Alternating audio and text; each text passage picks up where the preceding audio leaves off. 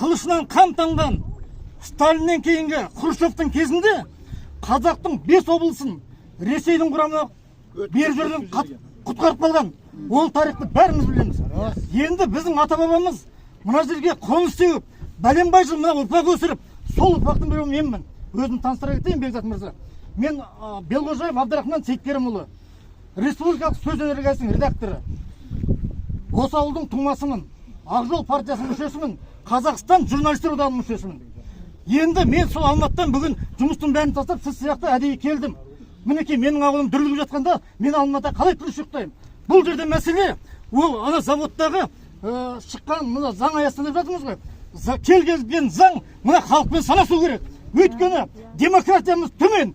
Біз деген қазір бұл ауылда демократияны көтеруіміз керек. Ал демократияны көтеруіміз тұрған шақта, қалай біз ауылдың 1 километр жерде жатқан жерден ақылыс жасаймыз, қалай оны зерттейміз? Өйткені, міне менде қарап келдім жолда келе жатқанда бүкіл информацияның. Ол жерден обязательно піл ұшады, піл ұшқанда ол халыққа жетеді. Ол жерде барып жаңағы неше түрлі хронический жаңағы онкологический аурулар да тууы мүмкін деген сөз. Енді қараңыз. Мен мұны өзім шығарып тұрған жоқпын. Бұл Ресейдің ақпарат көздерінен алынған мәлімет. Алтын шығарудың тәртібі деген өзінің бір сайты бар. Соны оқысаңыз, өзіңізде көресіз не деп жазып тұрғанын.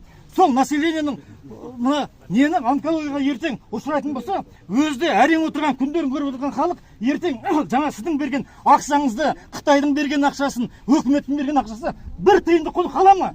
Қалмайды. Сол ақшаның бәрі ертең баламыз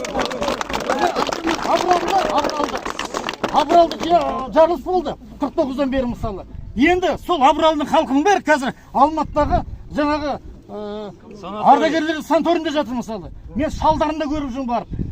Мысалы, ондай күнге жеткізген үшін Бекзат мырза, сіз де осы ауылдың тумасысыз, осы ауданның. Мен де осы ауданның тумасымын. Мен де халыққа жаным ашиды, сіздің де жаныңыз ашиды. Бірақ екеуміздің жанымыз ашса, біз осы месіге бір мысал айтайын. Кезінде Әлкей Марғұлан деген біздің ғұлама биологымыз болған. Сол кісі Союз кезінде мына хан тәңірі жақта алады да алтын кенін табады.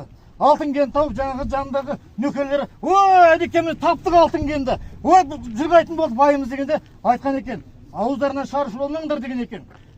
Бұл Совет одағы, бүгін орыс қазып кетеді. Біздің келешек ұрпаққа да қалу керек. Бұл сол Қазақстан егемен болған кезде, сол кезде ашамыз деген екен. Сондықтан бұл мәселемен жаңағы Әлкей Марғұлан мәселесінде мынандай байланыс бар. Біздің келесі ұрпақ келеді, біз кетеміз. Бұл өмірде мәңгі ешкім қалмайды. Бірақ бұл жаңа қырғаудағы алтын кенін келесі ұрпаққа қалдырайық.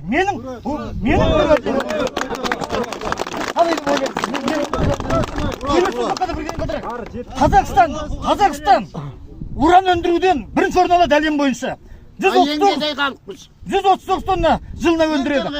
Алтын өндіруден Қазақстан 6-шы орын алады. Мысалы, енді алтынның үстінде отырып, жаңағы Шерхан ағамыз айтқандай, алтынның үстінде отырып, тір жалаңаш отырмыз деген әңгіме, мінекей осылай болады. Бізге ол алтынсыз да, ертең одан гөрі, ертең мына жерде біргейік халқым, ертең біргейікті, мына кішкентай қықының бәрін көзін құртып, үлкен жаңа еспік ашып, мына жерге егі жаңағы алма ет себейік, басқасын себейік. Біздің апорттар кезінде, мынандай апорттар қайда кезінде? Ағашқыларға кеткен. Менің күнде жүрген, одан да экологиялық қазақ алма егейік.